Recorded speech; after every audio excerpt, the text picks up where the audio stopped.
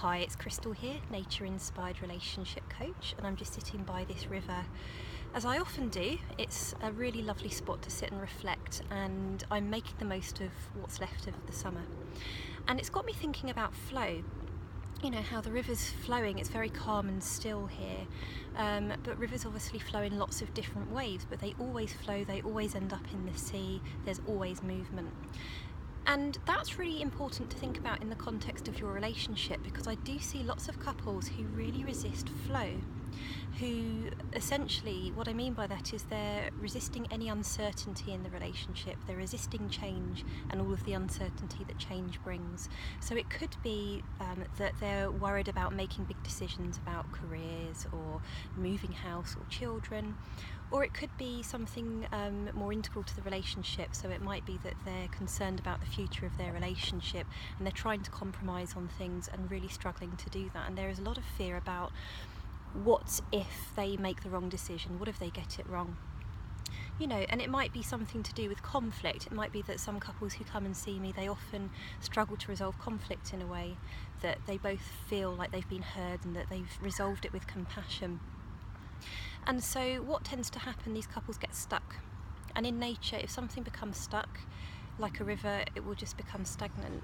And you know, everything in nature is designed to keep moving. So when you start resisting that flow and resisting that change, it can actually cause lots of other knock-on problems in the relationship. And it can make things feel as though you're just not in connection with each other and you're not in connection with your own natural sense of being. So sometimes that will come out as, for example, some couples will make decisions too quickly, so the uncertainty is very uncomfortable.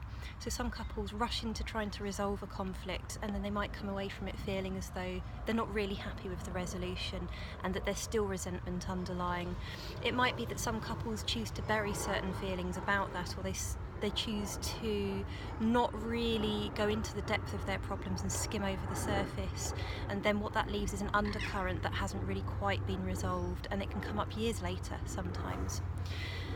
So resistance can come up in all sorts of different ways, but I want you to think about your relationship itself as a river. So imagine your relationship's a river, and the river is going to move, the relationship is going to move, that's absolutely inevitable.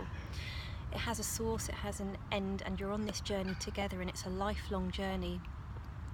And I want you to think about that river as having lots of different currents, lots of different ways of moving. So sometimes it will be very rapid and it will surge forward, and other times it will be very slow and meandering, and it will be meandering around obstacles.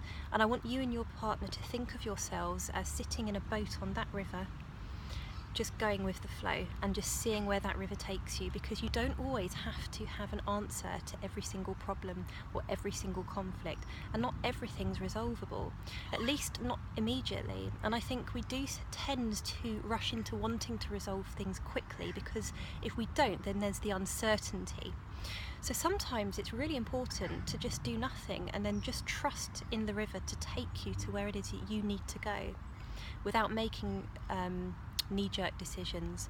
So if you go with the flow and see where it takes you, you can actually then start to take in the landscape as you go. So just imagine as though you were on a river. As you're flowing from the source towards the sea, you're going to move through different landscapes, different terrain, and you'll notice changes happening, which will give you more and more clues as to where you're going.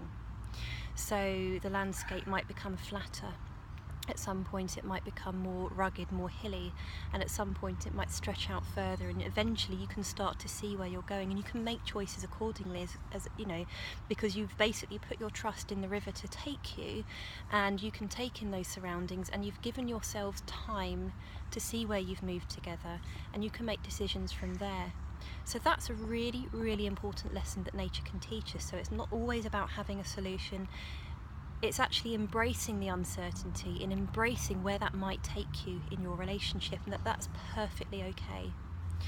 So what I want to leave you with is just to trust in your relationship, to trust in your partner, to trust in yourselves as part of nature, that you're going to just go with the flow sometimes and just see where that takes you, and trust your own inner guidance. If you'd like my guidance to help you on that journey, I'd of course be delighted. So come over to my website, which is www.crystalwoodbridge.com. There you can sign up for my free relationship coaching newsletter, which is always full of relationship advice and techniques and tips and information that will help you along your relationship journey. I can't wait to see you there. Come to my Facebook page as well, which is Crystal Woodbridge Relationship Coach, and you can get lots more information there. Take care for now. Bye.